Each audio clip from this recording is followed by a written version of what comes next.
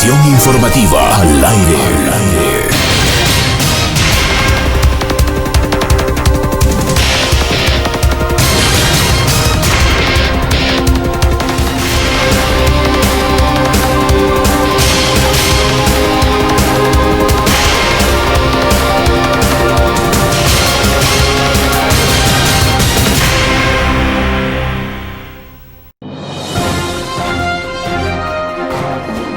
Conexión informativa al aire.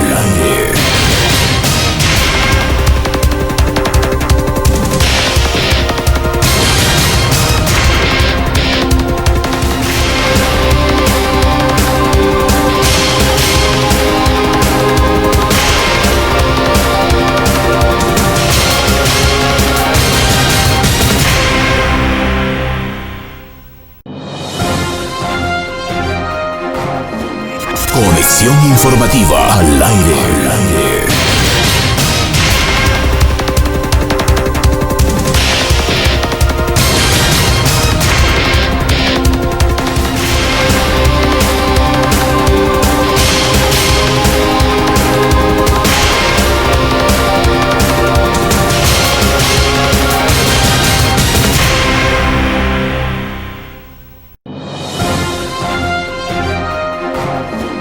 Conexión informativa al aire.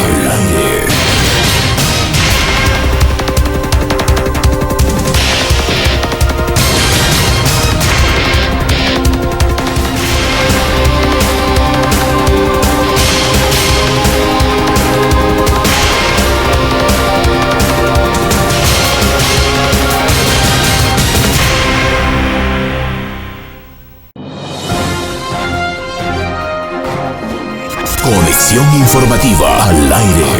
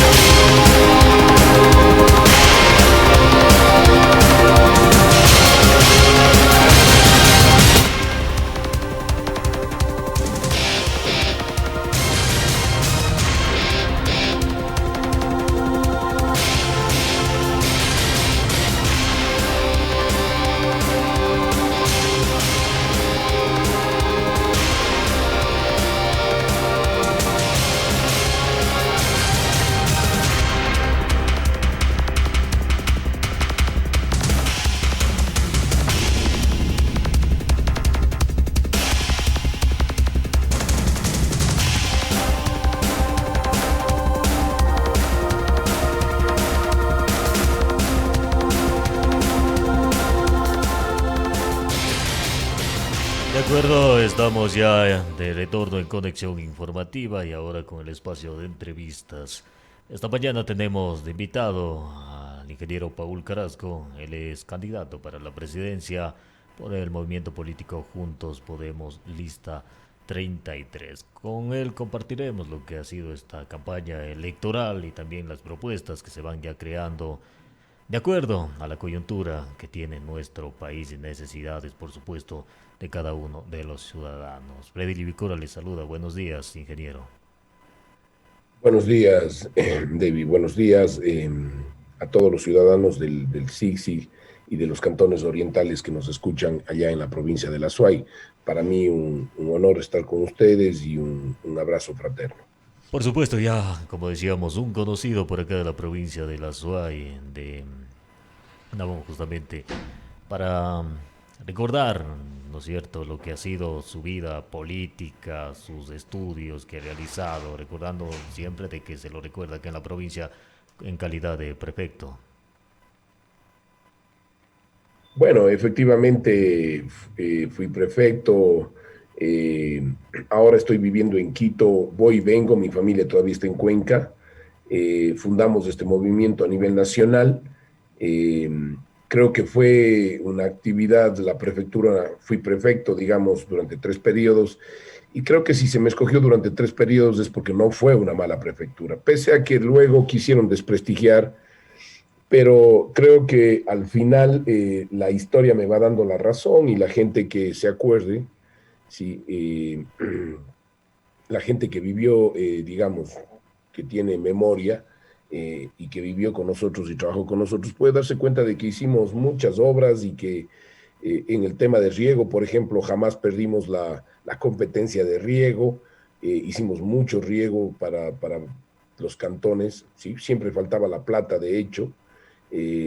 Hicimos vías asfaltadas, la misma Sixi Chihuinda Gualaquiza, que hoy estará muy mal porque no ha habido mantenimiento. Usted recordará cómo teníamos la vía, sí, con el peaje que nos quitaron y al final ahora vea cómo está la vía, ¿no? Esa es la historia. La vía por el valle, sí, hacia el Sixi también lo asfaltamos nosotros y la pusimos en muy buen estado y hasta el día de hoy no se ha vuelto a hacer absolutamente nada hace en 3 años o 4 años. Entonces, son obras, usted recordará que hicimos un año que quisimos hacer todos los años, pero tampoco me dejaron, el Garísima Sig Sig Music, que al final creo que dejó con todas las dificultades, pero dejó mucha plata en el Sig Sig, sobre todo para las familias. Y así varias actividades que se fueron desarrollando en la provincia Usted también y fue que impulsor de la tasa solidaria. indudablemente impulsor de la tasa solidaria que era favorable a las parroquias. Mire, quien eliminó la tasa solidaria favoreció a los ricos de la provincia. ¿Por qué? Porque la tasa solidaria, los vehículos de $20,000 para abajo pagaban $12 al año. ¿Sí? Los vehículos de 20 a 40 pagaban más o menos $20 al año y de 40,000, $50,000 para arriba tenían obviamente un recurso, un pago ya de acuerdo al valor del vehículo más fuerte. Lamentablemente, los ricos de Cuenca, debo decirlo con toda la honestidad, y de ciertos cantones se opusieron terriblemente a la tasa y ahora no hay recursos para las juntas parroquiales. Yo pregunto allá a la gente de los cantones y de las parroquias rurales, ¿les han dado recursos? ¿Realmente les dieron los recursos que ofrecieron? El quitar la tasa, que fue algo muy difícil, sobre todo en Cuenca, favoreció a los ricos y perjudicó a los campesinos para el mantenimiento de caminos rurales. Toda la ordenanza. Y yo pregunto si se les dará la plata, ¿no? Si se les dio. Incluso no desfavoreció también a los municipios, porque el acuerdo era en la ordenanza estaba estipulado que se daba de la tasa solidaria, se daba a las parroquias rurales, pero de los fondos del gobierno provincial se daba un 20% del valor total de la tasa para los caminos urbano marginales en los municipios, se les daba a los alcaldes y les di por 2 años seguidos esos recursos y luego ya salimos, pero al final fue un ataque furibundo a la tasa, se les favoreció a los ricos de la ciudad de Cuenca, que eran los que más pagaban, porque claro, hay una gran cantidad de familias en Cuenca que tienen 2, 3, 4 carros de a $40,000, $50,000 para arriba. Esa fue para mí un retroceso en la provincia. A algunos les gustará, a otros no, pero yo vuelvo a preguntar. ¿Tienen plata ahora las juntas parroquiales? Había juntas en Gualaceo, por ejemplo, como San Juan, sí, Simón Bolívar, que prácticamente el recurso de la tasa era el doble, sí, o casi el doble, o igualaba a lo que le entregaba el Estado central. Entonces, imagínense la ayuda que era. Juntas parroquiales como Molleturo, por ejemplo, que recibían $400,000 porque la distribución se hacía en base al cálculo de las vías de las parroquias, la cantidad de vías que tenían y en asamblea tenían que priorizar. Sin embargo, la gente también no reconoció eso y bueno, ojalá los tiempos sirvan para reconocer que nosotros por lo menos hacíamos cosas y poníamos ideas. Y la tasa solidaria no la pagaban los campesinos, porque los campesinos muy pocos tienen vehículos, ¿no? Bueno, ¿Y ahora de qué ha servido? ¿Sí? usted en ese lapso de perfecto lo llegó a ser por parte de la izquierda democrática. ¿Cómo surge ya Juntos Podemos?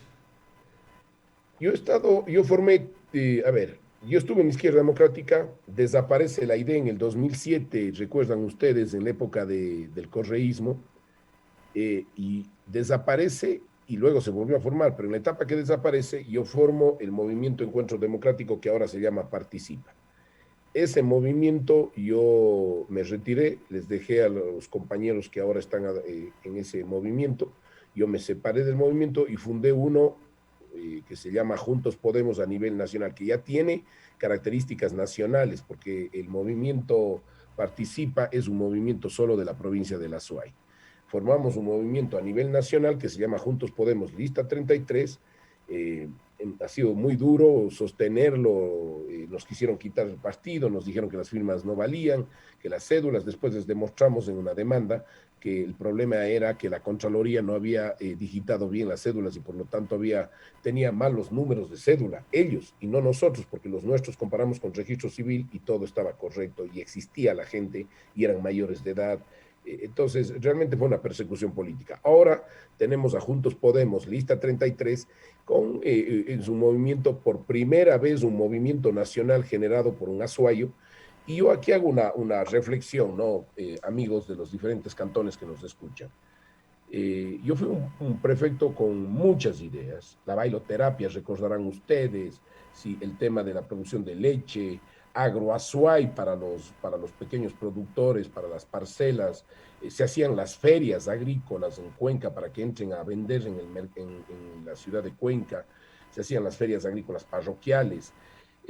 Pudo haber cometido muchos errores, pero tuvimos una propuesta absolutamente distinta y que creo que hasta ahora me llama la atención que voy a Cuenca y se sigue hablando de lo nuestro y no se habla, que es injusto por parte de algunos medios de comunicación, no se habla de lo que no ha hecho el otro o de lo nuevo que hizo el otro y no hay nada nuevo, entonces, y todo lo nuestro desapareció. Pero bueno, ¿a qué me refiero? Ahora estamos de candidatos a la presidencia a través de este movimiento que fundé. Sí. Es la primera vez que un cuencano funda un movimiento nacional. No depende absolutamente de nadie y creo que tenemos la experiencia suficiente para hacerlo. Si alguien dice, y creo que el otro día me contaba un amigo que se había encontrado con otro amigo y le decía, oye, tú, ¿por quién vas a votar? Y yo por Paul Carrasco. Y tú, yo no sé si vote por el Paul, siendo el mejor candidato, no sé si vote, porque efectivamente no sé si gane. Pero claro, entonces yo les digo a los amigos de los cantones, nosotros vamos a ganar y tenemos mucha opción porque no se dejen llevar por las encuestas no pueden definir su voto, hay que votar por el mejor candidato y hemos hecho un trabajo nacional interesante y vemos a partir del debate, no sé si ustedes, amigos y amigas que nos ven, vieron el debate, pues vean efectivamente cómo nos fue. Y luego, desde hace 11 meses, tenemos una iniciativa que ha salvado vidas en el Ecuador y que a lo mejor en el Zig-Zig o en Gualaceo o en Paute, ¿sí? O en el PAN o en Guachapala no conocen, ¿sí? Lo hicimos a través de Facebook. Salvamos 345,000 vidas y 1,700 casos de COVID. Ustedes pueden revisar, se llama Juntos Hospital en Tiempo Real para los que tienen internet y tienen Facebook, que es la mayoría de los azuayos en los cantones. Entren y háganse atender allí. Ahí tenemos médicos voluntarios, es gratuito, y tenemos gente que ayuda a las consultas y a curar a los ciudadanos vía Facebook en Messenger. Juntos, Hospital en Tiempo Real. Y eso lo hicimos solo voluntarios, sin plata, con gente de acá de Quito, gente de Guayaquil, y lo hicimos, fue una idea de quien les habla, sin ser autoridad. Y entonces, cuando fuimos autoridades en Cuenca, hicimos muchas cosas. Unas funcionaron, otras no. Y cuando no somos autoridad y estamos en la vida civil, igual, ¿sí? Hemos hecho cosas como este hospital que ha atendido a 345,000 personas en todo el país y 1,700 casos salvados la vida porque estaban en estado complicado con COVID. Mire usted, eso es trabajar en perspectiva de la sociedad. ¿Eso se le puede considerar ya como parte de campaña política o es una iniciativa ya que nace de usted? Es una iniciativa que nace hace 11 meses, ya está funcionando, es decir, yo ni siquiera, si ustedes quieren ver cómo vamos a manejar la salud del país, ingrese a Juntos Hospital en Tiempo Real y hágase atender nomás. Sí, no necesitamos siquiera que lea nada, sino que ingrese y se haga atender porque desde hace 11 meses estamos atendiendo en ese hospital médicos con médicos voluntarios de todo el Ecuador. Es una iniciativa propia, ¿sí? De hecho es nuestra, de nuestro movimiento, porque el movimiento Juntos Podemos piensa que no solo debemos reunirnos, sino debemos prestar un servicio a la población, ¿sí? Tener una actividad distinta ligada a la población. Así que ahí tienen ustedes este servicio Pa- que es realmente importante y que vale que ingresen Juntos Hospital en tiempo real en Facebook. Pase lo que pase, después de las elecciones seguirá vigente entonces este hospital digital.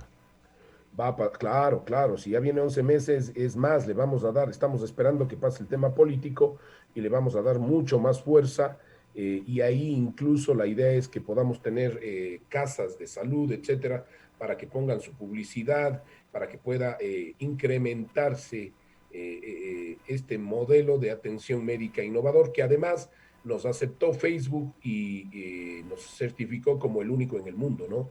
No existe otro modelo como el que estamos planteando.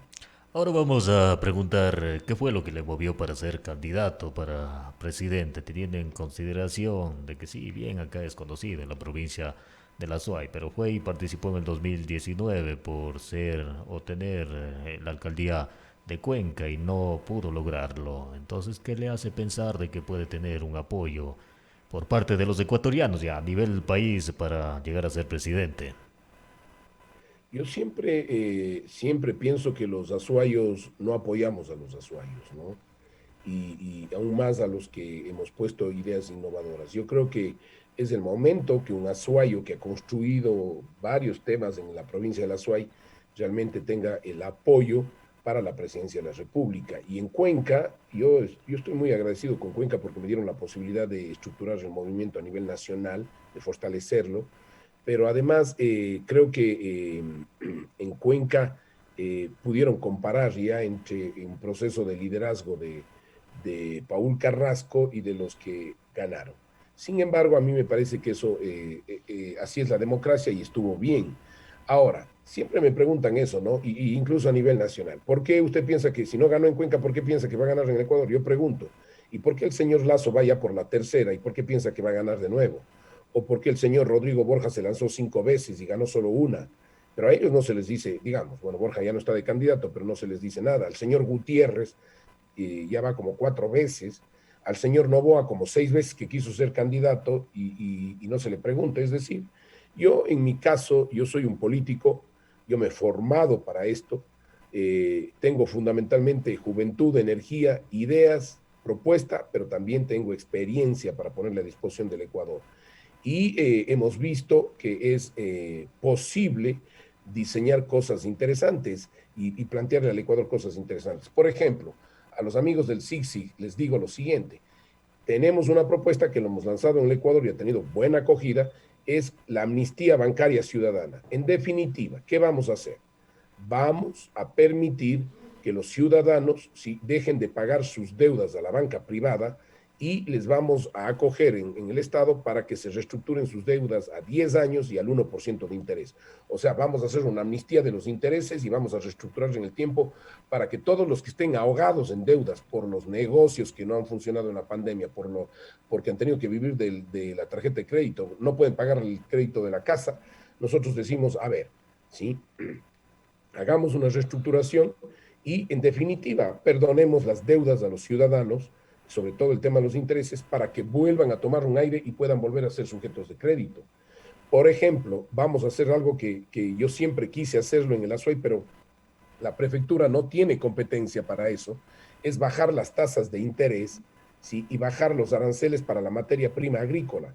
Por ejemplo, para las toquilleras, todo lo que signifique colorantes, etcétera, deberían tener arancel cero para bajar el precio, ¿sí? Todo lo que se importa para la paja toquilla debería tener arancel cero, pero de igual manera deberíamos bajar los intereses y darle facilidad para que acceda a crédito, intereses al 2%, ¿sí?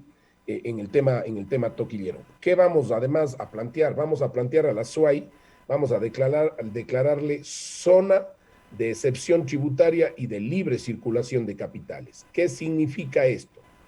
Esto significa que todo lo que implica, en el caso de la toquilla, ¿sí? Todo lo que implica impuestos baja el 5%. En el valor agregado, ¿sí? Y en el impuesto a la renta, bajan 5 puntos. ¿Sí? Solo en la toquilla, además de la cerámica, ¿sí? Y además de los embutidos, ¿sí? Y además de la leche. Vamos a darle especificidad al territorio, como lo hice en la prefectura, pero no puedo, yo no tenía la competencia para eso. Entonces, ¿qué decimos? En el caso de la toquilla, todos los insumos que se importen para la paja toquilla y para los sombreros, 5%, digamos, cero arancel, 5% menos en el impuesto a la renta y 5% menos en el impuesto al valor agregado. Vamos a hacer eso por productos y eso va a permitir que puedan las toquilleras y todo lo que es producción de sombrero recuperar el liderazgo a nivel nacional y global. Sí, además de esto, de hecho, vamos a plantear también una propuesta para los agricultores de crédito barato y sobre todo de seguro agrícola, para que los que producen si tengan un seguro para que cuando pierdan por plagas o por desastres naturales pueda tener una aseguradora que les devuelva una parte del recurso perdido o en su totalidad. Estas son ideas que nosotros estamos planteando y que lo hemos venido desarrollando desde hace algún tiempo y que le ponemos a disposición de la SUAY para que efectivamente valore a ver, ¿no? Otra cosa que vamos a hacer es vamos a dar la autonomía a la provincia de la SUAY, es decir, lo que se produce y se paga en impuestos se queda en una cuenta única en el ASUAY y se invierte en el ASUAY, incluido lo de las hidroeléctricas. Las hidroeléctricas pasan a ser del ASUAY, ¿sí? Y no del gobierno central, donde generan recursos y nos sirve para subsidiarle a otras ciudades y a nosotros no nos llega un solo centavo en el ASUAY. Esas cosas que yo planteaba desde la prefectura y que siempre quise explicar, se pueden hacer desde la presidencia de la República. Desde la ¿Sí? presidencia sería entonces con cada provincia también, que lo ¿Perdón? que se haría también desde la presidencia ya con cada provincia, de lo que pagan de Sí, yo impuestos se creo quedan que, ahí. yo creo que básicamente estaríamos empezando con Manabí en la costa, ¿sí? Con Azuay y con Tungurahua, que serían las tres provincias con las que arrancaríamos inmediatamente en nuestro gobierno, ¿no? Es decir, y al final, Azuay para los azuayos, ¿no?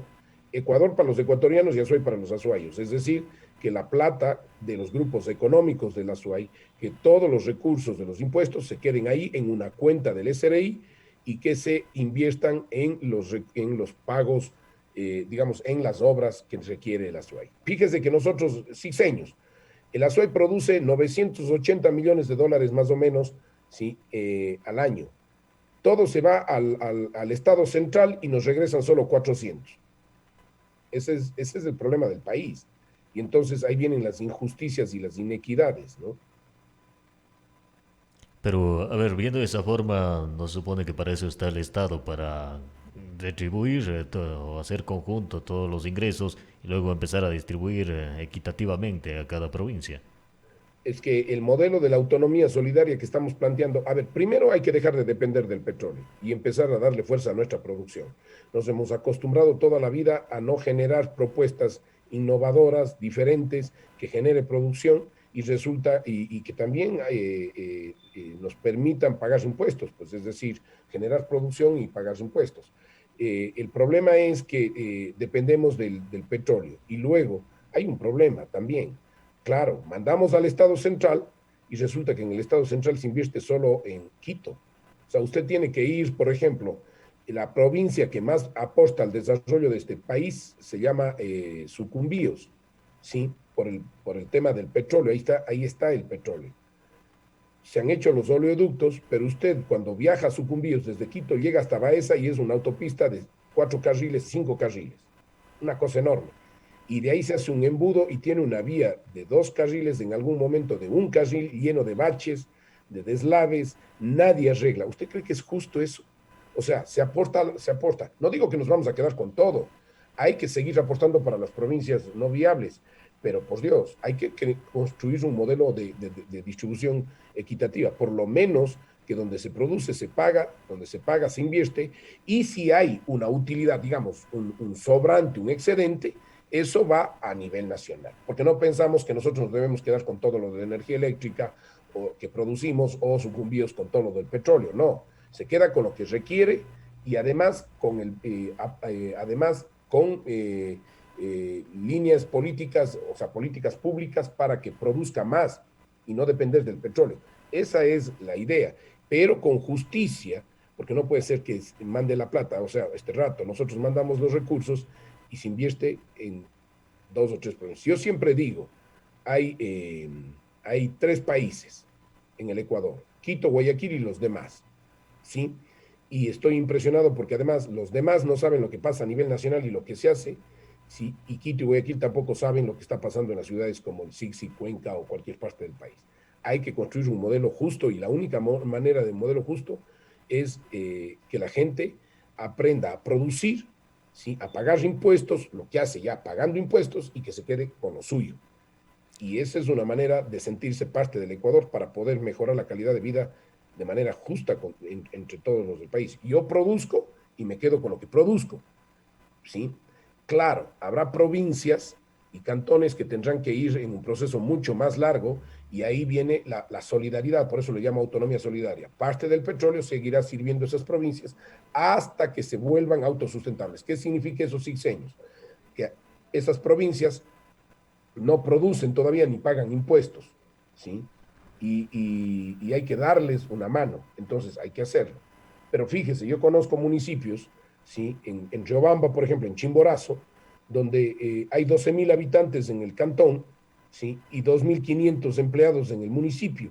Toda la plata se va en los empleados y todo el cantón vive del municipio. Y eso no puede ser, pues. Entonces hay que hacerles que sean eficientes, que paguen impuestos y que además produzcan y que se queden con la plata que producen y dejen de vivir del clientelismo. Me refiero a los municipios, ¿no? Del clientelismo, porque tienen la platita, si es que les llega siempre, entonces con eso viven y dan trabajo a todo el mundo y no producen absolutamente nada. Ya que habla de justamente el tema de producción, se habla también de la inversión extranjera, también la inversión pública, las empresas me refiero en este espacio. ¿Cuál es su postura en ese entonces? ¿Cuál hay que fortalecer? ¿Hay que darle espacio a la empresa privada que dice que es la que más empleos crea?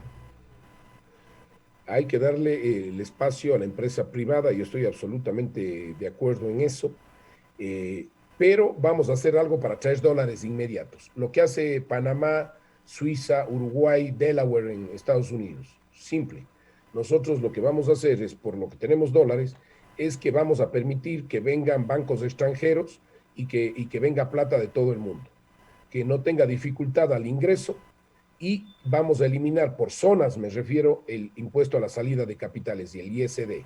Entonces, la idea es que si hay ecuatorianos que tienen plata afuera, por ejemplo, vamos a declarar, como le decía, la zona de excepción tributaria y libre circulación de capitales de la Paja Toquil. Entonces, ¿sí? En el Azuay. Entonces, ¿qué hacemos? Viene plata, entran a los bancos nacionales o extranjeros que se instalen en el Azuay. Esa plata no es para invertir en proyectos, en megaproyectos, no. Simplemente están aquí, ganan un buen porcentaje de interés, ¿sí? Y cuando quieran se llevan la plata sin pagar impuestos, sin el ISD. Pero lo que sí le pedimos, lo que vamos a plantearle es que del interés que ganó Ciudadanos, ustedes saben que la plata siempre gana un interés, un porcentaje, ¿sí? Invierta en la recuperación de un negocio en Paja Toquilla. ¿Sí ve? Entonces, por ejemplo, en una planta procesadora de paja, de secado y de hormado y de la que trabajé yo en Chordelec, por ejemplo, antes de ser prefecto, ¿no? Con las tejedoras de Chordelec, sí, por ejemplo, que invierta ahí y recupere ese negocio, ¿sí? Donde se tejía y se hacía el tinturado, básicamente, de los sombreros. Entonces, esa es la idea de traer dinero de manera más rápida y más fácil. Hay multimillonarios que no saben en dónde tener la plata o que tienen en Suiza, que la tengan acá en el Ecuador y que la tengan ya sea en el Azuay o la tengan en Quito o la tengan en Guayaquil. ¿Sí? La idea es convertirla a Guayaquil en la capital de la costa del Pacífico Sur, en la capital de la economía digital, de transacciones digitales en cualquier moneda. Mire, estos son planteamientos absolutamente distintos y la idea es que entonces en el Azuay se instalen, digamos, los bancos puedan recibir plata, ¿sí? Que no tengan que justificar ni al ingreso, ni tengan que justificar pagar impuestos también a la salida.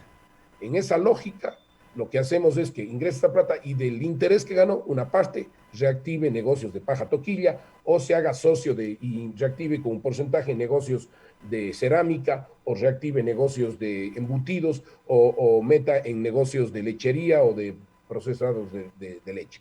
Además de que esos productos van a tener cero arancel para la materia prima, para la maquinaria, para que baje el costo, vamos a bajarle el impuesto a la renta y vamos a bajarle el impuesto al valor agregado, el También, IVA. también hay otros temas importantes en el país y es el tema de los subsidios a combustibles. Incluso se quiso sacar un presidente hace meses, en el 2019, por octubre, justamente por haber tratado de quitar estos impuestos. ¿Cuál será su posición en cuanto al manejo de estos combustibles, subsidios? A ver, nosotros creemos que los subsidios tienen que mantenerse. No se puede. Es más, habrá que revisar si este proceso de las bandas de comercialización y que dan libertad para el precio del combustible, en el caso fundamentalmente de la gasolina comercial. Ahora, eso hay que irlo revisando, ¿no? Yo creo que tenemos que ir eh, migrando hacia vehículos eléctricos. Ya hay en el mundo, ya se está dando con mucha fuerza. Nosotros somos un país productor de energía eléctrica, producimos más de lo que consumimos, y entonces me parece que la mejor manera de, de dejar de depender del petróleo es en el tema de los vehículos y transporte, empezar poco a poco en un proceso a migrar hacia vehículos eléctricos con electrolineras, para que la gente del SIGSIG, Paute, Gualaceo sepan, en el mundo entero ya hay carros de electricidad y usted camina, y yo creo que mucha gente ya lo conoce porque tienen hermanos, amigos, han viajado a Europa, a Estados Unidos, tiene electrolineras, es decir, es una estación pequeñita que y en Guayaquil ya hay una, ¿no? Hay la primera del país, en donde en vez de que le carguen gasolina, le cargan electricidad. Eso nos ayudaría muchísimo para salirnos de este problema de los combustibles que lo que hacen es efectivamente tener un costo altísimo, ¿no? Un costo altísimo porque nosotros, sixeños, nosotros producimos petróleo, pero tenemos que mandar hacia afuera, ¿sí? Para que venga y compramos como gasolina. No podemos procesar aquí los derivados o lo hacemos muy poco en ciertas zonas como Esmeraldas y Santa Elena. Entonces eso tiene un costo enorme, ¿sí? Y alrededor nos cuesta subsidiar más o menos 4.000 millones de dólares. Pero yo no creo que hay que quitarse ese subsidio al combustible y a la gasolina, hay que buscar maneras alternativas de tener desde otra forma ingresos económicos, como lo que estoy planteando, la libre circulación de capitales, como lo que estoy planteando, bajar los impuestos para la producción. Y otra cosa que tenemos que hacer es descentralizar las aduanas para que las aduanas no sean manejadas en Guayaquil solo, sino para que el proceso de desaduanización a la exportación y a la importación se hagan en las diferentes provincias. Sí, eso nos daría una competitividad enorme, porque la traba que se haga en Quito y Guayaquil, en Esmeraldas y Machala, y de hecho solo se hace, la gran mayoría se hace en Quito y Guayaquil, realmente es imposible, no nos permite ser competitivos a las otras provincias, al Carchi. Bueno, y el Carchi está cerca de Colombia y tiene dificultades, pero otras provincias como Manabí, otras provincias como, por ejemplo, en el centro del país, Tungurahua, Chimborazo, que son provincias de un potencial productivo enorme. Tungurahua es impresionante, ¿no?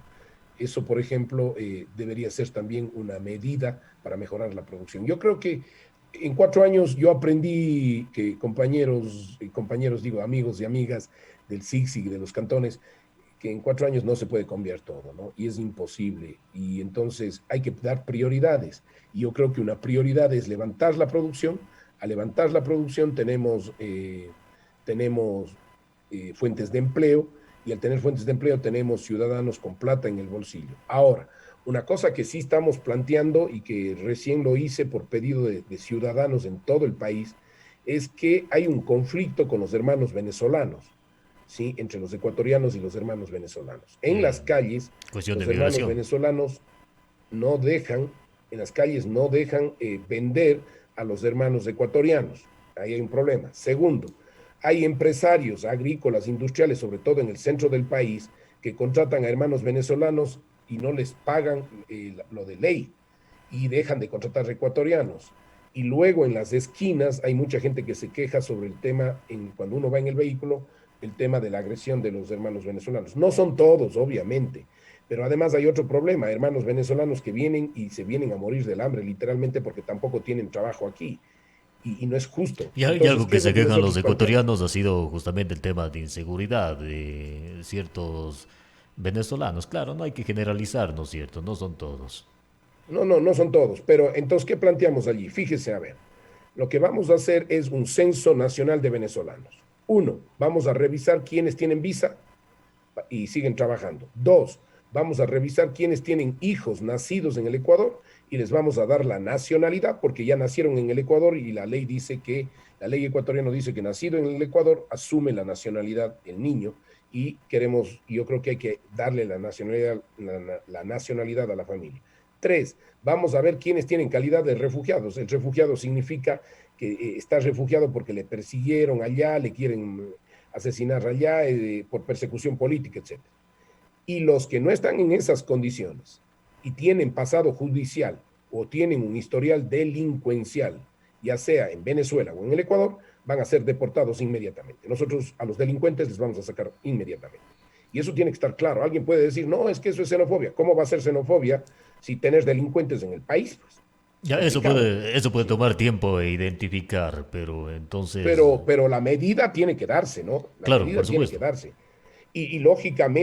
Lógicamente también ayudar a los hermanos venezolanos que quieren trabajar, también no pueden ser explotados. Es decir, hay empresarios ecuatorianos inescrupulosos que no contratan a los ecuatorianos para no pagarles lo legal y contratan a hermanos venezolanos y les explotan a los hermanos venezolanos y ni dan trabajo a los hermanos ecuatorianos. Entonces, eso necesitamos regular. Y esto saben ustedes, ciseños, pauteños, gente de Gualaceo, de la SUAY, sabe qué está pasando, sobre todo en ciudades como Cuenca o en ciertas ciudades del país. Entonces, hay que tomar una medida sobre eso. ¿Sí?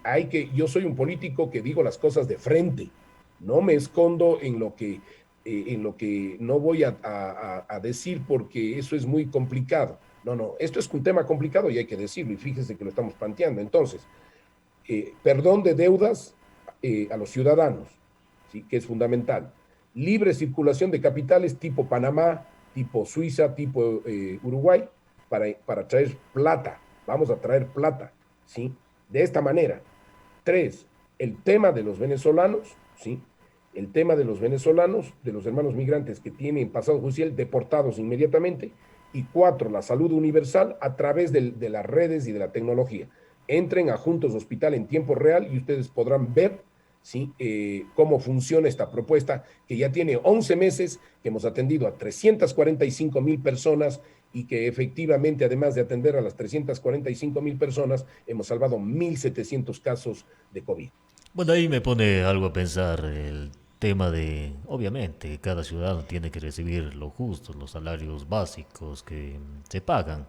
Y en este país se ha podido evidenciar, ¿no es cierto? Se contrata mano venezolana para que justamente perciba menos dinero. Pero esto no generaría también de que exista más migración de Venezuela hacia Ecuador. A ver, es decir, allá están pagando ya lo justo, entonces empecemos a migrar a Ecuador. Y por ende también existiría como un colapso en cuanto a se necesita más plazas de empleo y todo eso. Entonces de ahí necesita generar el Estado más.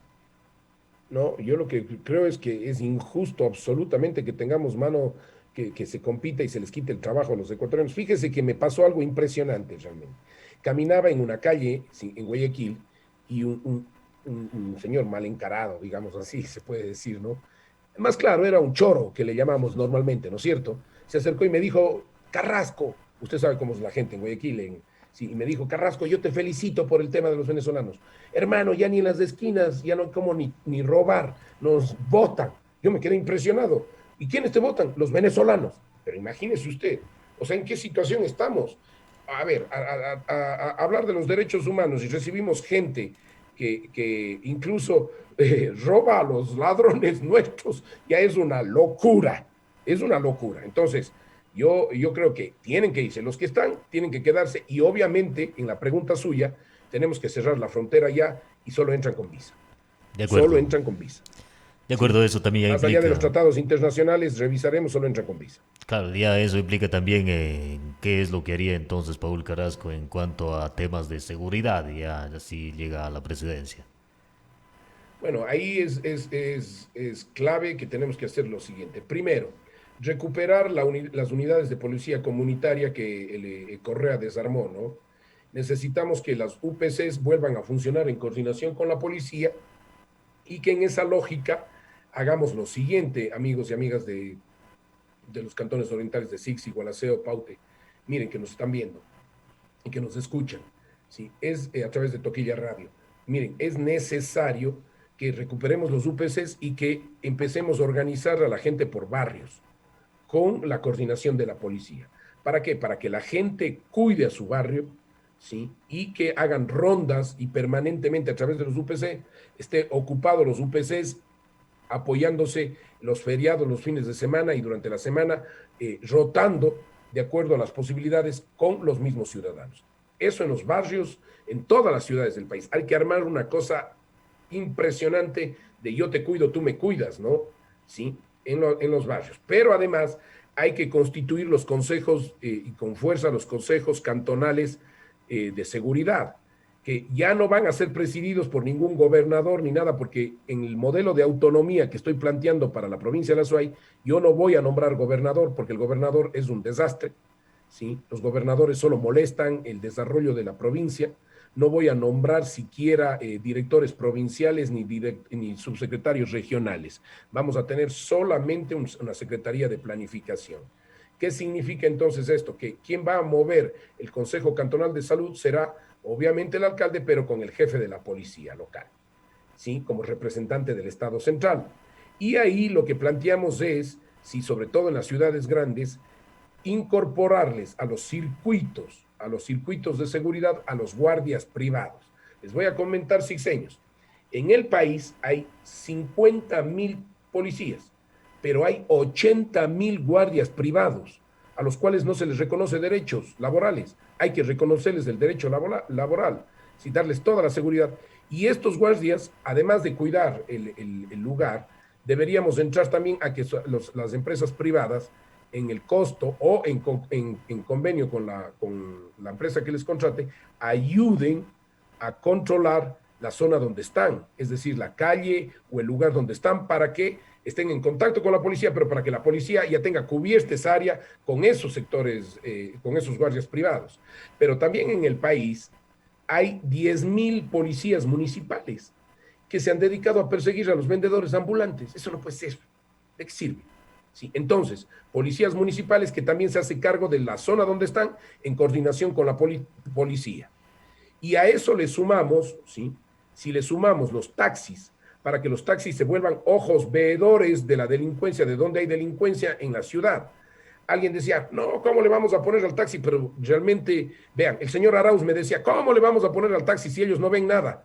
Yo, en uno de los debates que tuvimos, yo le decía, oiga, perdóneme, pero usted está perdido. Los taxis en la ciudad, los taxis en la ciudad de Cuenca, en la ciudad de Quito, tienen cámaras incorporadas, incluso en Guayaquil, y lo que hacen esas cámaras es pasar imagen en vivo de la ciudad al 911. Todo el tiempo están pasando imágenes. Y además tienen un botón para conectarse con el 911 en caso de necesidad. Entonces, los taxis son 50,000 taxistas que pueden ayudarlos. Ellos no se van a bajar a defender. Ellos solo van a informar y a pasar lo que está al 911 y a la policía, a pasar lo que está sucediendo. Entonces, fíjese usted, tenemos redes en los barrios para las unidades de policía comunitaria. Es una gran cantidad de gente en todo el país. Si a eso le sumamos 80,000 guardias privados, más 50,000 policías y más 10,000 policías municipales, tenemos 130,000 efectivos. A esos 50,000 le sumamos 50,000 taxis, son 50,000 veedores. Es una red enorme la que vamos a generar. Y lo que estoy planteando es que a cada policía en el país se le entregue un celular. pero no pues para llamar a la mamá, ni a la novia, ni a... No, no, Claro. porque la gente enseguida dice, no, ya les van a dar celulares, ellos van a utilizar. No, es un celular exclusivamente de última generación, exclusivamente para lo siguiente. Va a tener una plataforma, ¿sí? Una plataforma, una aplicación, que también la van a tener los ciudadanos. Usted también la va a tener, amigo y amiga del SIXI. Entonces, si a usted le asaltan, además esta plataforma gratuita desde el Estado Central, si a usted le asaltan, usted en su celular aplasta inmediatamente el botón y eso se conecta al celular de todos los policías de la zona y inmediatamente le salta el GPS y la aplicación y le determina en dónde es el problema, dónde está el peligro y el policía inmediatamente va allá, ¿sí? Además de que el policía tiene un sistema para conectarse con el 911 y con sus compañeros de refuerzo, vía internet. Entonces, fíjese, pero no les vamos a permitir que estén llamando para otras cosas, no, es una herramienta tecnológica para seguridad. Esos son los temas que estamos planteando en seguridad ciudadana y con esta manera les vamos a arrinconar a los delincuentes en el país. De acuerdo, alguien diría lindo se escuchan las propuestas, ¿no es cierto? Sí, Otra cosa o es la sea, realidad. a ver, yo por eso digo, a ver, no prometemos, proponemos, porque también hay que llegar y ver cómo se va haciendo las cosas, y eso es la verdad también a los ciudadanos, pero hay que tener propuesta, pues, hay que tener propuesta. Otros ámbitos también que preocupan y son obviamente claves para el ámbito social es el tema de la salud y la educación. Ya llegaron las primeras vacunas a nuestro país, las primeras dosis para luchar contra el COVID-19. De pronto ya tiene un plan de contingencia también Paul Carrasco en caso de llegar a la presidencia porque se necesita para todo un país. Bueno, nosotros en el tema de las vacunas estamos planteando lo siguiente, ¿no? En el tema de las vacunas, primero no vamos a deshacer lo que el gobierno ha hecho. Sí, el gobierno habló de 50.000 dosis que iban a venir en la primera llegada y creo que han llegado 8.000, me parece, ¿no? Sí, sí, es eso, Eh, primera dosis. Realmente ahí hay un problema, pero nosotros hay que ser claros, no vamos a deshacer lo que el gobierno ya ha hecho, y porque eso toma 6 meses y volver a hacer otros procesos otros 6 meses y eso no es el tema, eso sería ser irresponsable, ¿sí? Porque yo conozco lo que son los procedimientos administrativos y eso sería realmente, deshacer eso sería terrible para los ciudadanos. Lo que sí planteamos es que hagamos convenios con las empresas privadas, ¿sí? Que hagamos convenios con las empresas privadas para que estas empresas privadas puedan comprar directamente para sus empleados y trabajadores, comprar directamente las vacunas bajo la certificación del Ministerio de Salud, o sea, que certifique que es de una buena vacuna y de una casa seria. Y entonces, las empresas privadas compran con su dinero y traen para los empleados, para sus trabajadores, las vacunas y les dan las dosis y les vacunan. Ahora, ¿esto tiene un costo para la empresa privada? Sí tiene un costo, Y para el pero lo que ciudadano. podemos hacer es que sea deducible de los impuestos para que el costo que han tenido las vacunas para sus empleados y trabajadores se les descuente de los impuestos. Esa sí puede ser una alternativa para masificar, ojalá, la llegada de las vacunas. Al final, las transnacionales, sixeños y sixeñas, al final las transnacionales lo que quieren hacer es un negocio, ¿sí? Están haciendo un negocio. Entonces, yo creo que no hay problema si las empresas privadas, bajo la certificación y el permiso del Ministerio de Salud, les compran y a lo mejor hasta pueden traer más rápido que el mismo Estado ecuatoriano. ¿Cuáles son las propuestas por cuestiones de tiempo también en el ámbito educativo? A ver, nosotros planteamos lo siguiente. Primero, hay que recuperar las escuelas en las comunidades, ¿no? Y ver si pasamos y dejamos de que no sean unidocentes, si hay que mejorar las condiciones de los profesores, hay que pagar sueldos a los profesores adecuadamente. Por eso yo planteo el no pago de la deuda externa, ¿no? Yo planteo que hay que llegar a un acuerdo con el Fondo Monetario Internacional y no pagar la deuda externa por lo menos un año, porque son 6.500 millones de dólares que se va a pagar este año. Es una cantidad de plata enorme y nuestro pueblo no tiene ni para educación ni para comer, ¿sí? Entonces, nosotros planteamos que hay que pagar los sueldos al día y para eso no pagar la deuda externa, ¿sí? Y llegar a una moratoria negociada. Ahora, con esos recursos, entrar en un proceso de de reformulación de la educación. Volver las escuelas a las comunidades, porque es un lío la movilización de los chicos a las unidades del milenio, a las famosas unidades del milenio, pero además es necesario, ¿sí?, cambiar, que los estudiantes estudien vía también celular, para lo cual es necesario darles tecnología e internet, y que estudien por proyectos, ya no por materias, por proyectos, y que además, ¿sí?, tengan en lo básico y en el bachillerato, ¿sí?, tengan tecnología. La idea es darles un teléfono o una tablet también a los chicos y a los profesores para que puedan con internet, que puedan estudiar. La pandemia nos dejó clarísimo eso, que es necesario tener la posibilidad de no solo estudiar presencialmente, sino vía internet, sobre todo en las zonas rurales, y llegar a la mayor cantidad de espacios rurales con internet. Y finalmente el ingreso desde el bachillerato a la universidad tiene que ser gratuito y además sin el examen, y lo que hay que hacer es abrir preuniversitarios en las universidades del Ecuador, abrir preuniversitarios para que en ese preuniversitario se nivelen 6 meses y otros 6 meses se les dé orientación vocacional. ¿Cuál es la idea? La idea es que si usted, un chico, escoge una carrera, ¿sí?, un joven escoge una carrera, nosotros orientarle que escoja una carrera que le guste, pero que también vaya a encontrar trabajo, y que vaya a encontrar trabajo en el SIGSIG o en la provincia de la SUAY, ¿sí?, y que no tenga que salir de allí porque no encuentra trabajo. Entonces, esa va a ser una orientación fuerte en la decisión de currículum, en la decisión de la malla curricular universitaria. Necesitamos carreras que estén ligadas a lo local y que sirvan en lo local, o sea, que sirvan en el cantón SIGSIG, en la provincia de la SUAY, en el cantón Cuenca. Esa es la idea de la educación en breves rasgos, ya generar y de manera general, una educación práctica, no una educación que luego no nos dé la posibilidad de trabajar. De acuerdo, por acá tengo algunas preguntas para salir de las inquietudes también que tienen los ciudadanos y que nos han hecho llegar. Por ejemplo, es cómo financia su campaña. Yo no financio mi campaña, nosotros no tenemos recursos, y le digo con honestidad. Sí, más bien hemos montado el partido con deudas. Yo tengo deudas en varios bancos. eh, Mi familia vive de un fondo que ya no tenemos, y la campaña lo financiamos sin absolutamente ni un recurso. Y por favor, a los ciudadanos, no se coman el cuento de que dan plata a los partidos políticos. Primero, lo de la campaña y las bandas publicitarias, eso lo maneja directamente el CNE, no da un centavo a los partidos políticos.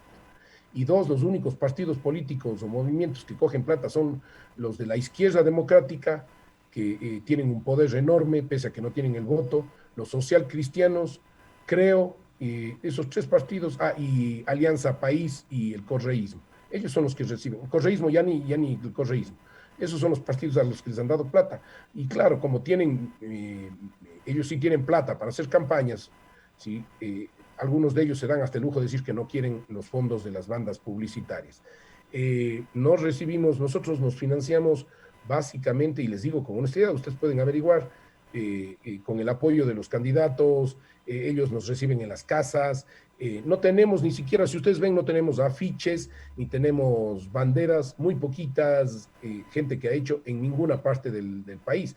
Vean ustedes mismos el SIGSIG, no hay ninguna propaganda mía, porque además aprendí que definitivamente uno para comprar esa propaganda y dejar poniendo, tiene que pedir favores a la gente que luego hay que pagar. Además, usted dijo que azuayos no votan o no apoyan a los azuayos. No tanto así, ¿no? Pero yo lo que creo es que no es. A mí sí me han votado 3 ocasiones, pero a nivel nacional me refería, ¿no? Entonces, pero además la idea es que ojalá nos apoyen esta vez, pero además la idea es que nosotros no vamos a dar propaganda, porque no queremos después tener que devolver favores. Eso yo ya lo aprendí y no lo voy a hacer. Se necesitan Nosotros, recursos, pero para movilizarse por el país o darse a conocer de cierta sí, pero eso es el manera. ¿De apoyo. Por ejemplo, a dónde ver, se obtiene? le voy a decir, por ejemplo, doña Judith Orellana de Cuenca. Ella me presta la camioneta y me pone un chofer, que es el David Carrión de Nabón. Le cuento, ¿sí? En Gualaceo, el señor amigo nuestro, Pedro López, ¿sí?, me presta una camioneta, y me ayuda el hermano de él, que es el secretario nacional del partido, David López. Es un abogado joven de 24 años, es el secretario nacional, vive acá en Quito y pasa con nosotros, ¿sí? Él me presta la camioneta. El señor Carlos Sevillano, que es miembro del partido y es el jefe de campaña, él, por ejemplo, pone el combustible. Por ejemplo, llego a Ambato, que estuve en estos días, y el señor Romás Núñez me recibe en la casa de Fabián Valareso, que es un amigo de ellos, y me recibe en la casa de ellos. Voy a Guayaquil y la señora Mónica Correa con el señor doctor Randino, el señor Ángel Bowen, todos los del partido, hacen una vaca y me pagan a mí el hotel y al equipo del hotel, en un hotel barato, obviamente, ¿no? Sí, y llegamos allí, sí. Incluso el hotel en el que llego tiene una cuestión simpática porque tiene un nombre de un ex cabaret famoso, había sido cabaret, ¿sí? Y se hizo hotel. Y es un hotel muy modesto y ahí llegamos, ¿no es cierto? Y ellos cubren los almuerzos y así voy haciendo en Loja, ellos nos cubrían la movilización, los candidatos allá y así vamos haciendo, es la verdad. ¿Por qué? Porque además aprendí que si así tuviera plata, si así tuviera plata, porque facilito es decir, todos estos son ladrones, que ni sé qué, no es cierto, yo ni siquiera he pagado mi campaña del 2009, todavía hay gente que me llama a decir que les cobre, que les pague, yo no tengo cómo pagar, todos deben apostar, y aprendí que las cosas no tienen que ser pagadas, sino tienen que ser voluntarias. Por ejemplo, tenemos una secretaria del movimiento en Quito, ¿sí? María Claudia Arias, que no gana sueldo, que hace su trabajo en su momento. Tengo un jefe de comunicación, Juan Fernando Copiano, que es de acá de Quito, que él trabaja en su fundación y desde la fundación él me ayuda haciendo todos los diseños y todo el manejo de redes. Tenemos a ciertas gentes en Cuenca, que no puedo decir los nombres, o en Quito, que hacen voluntariamente sin cobrar un centavo. Tengo un amigo íntimo mío en Cuenca, me ayuda,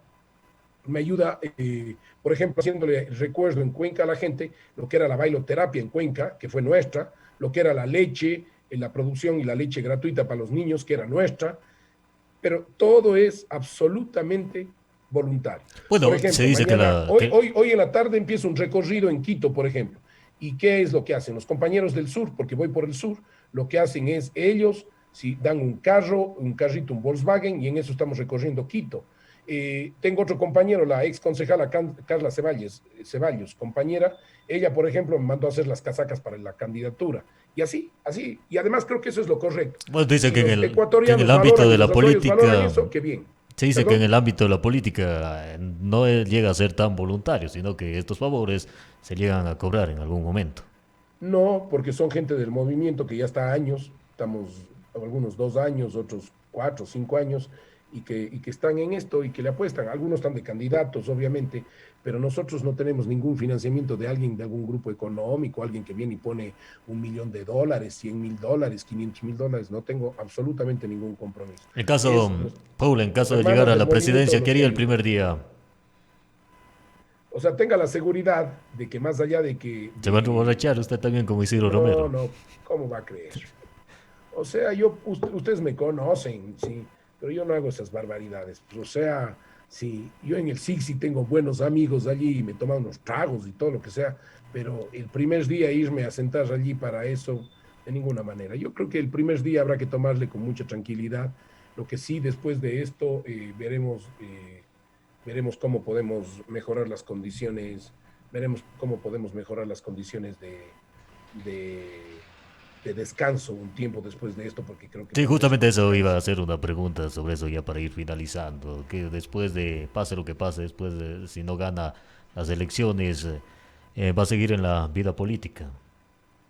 Sí, veremos, ¿no? Veremos qué es lo que se presenta, como siempre se dice, un día a la vez, ¿no? Un día a Así. la vez.